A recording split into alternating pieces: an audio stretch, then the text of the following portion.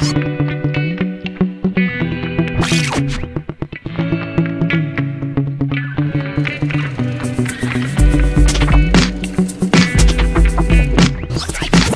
à tous, aujourd'hui une annonce concernant les prochaines vidéos entrecoupées de quelques cuts parce que je suis incapable de retenir deux lignes.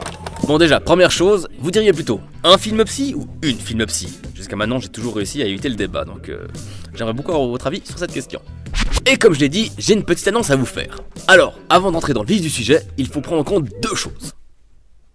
La première, on approche de l'été et c'est pas dit que j'ai beaucoup de temps devant moi pour réaliser ma vidéo mensuelle. Deuxième chose, il y a 4 films que j'ai très envie de décortiquer mais qui ont tous le même thème. Travaillés différemment certes, mais le même thème quand même. Du coup, je me suis dit que j'allais malgré tout vous parler de tous ces films, mais qu'on allait pour le coup en profiter pour en faire un événement spécial.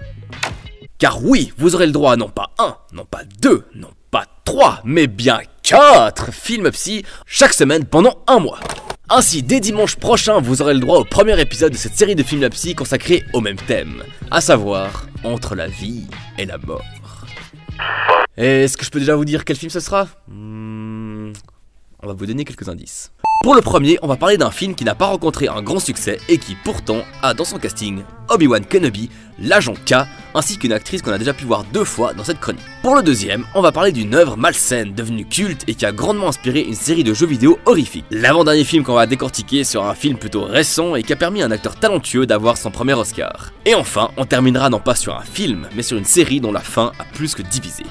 Bon, du coup, on se retrouve la semaine prochaine pour le premier numéro de cette série de films psy consacrée au thème entre la vie et la mort.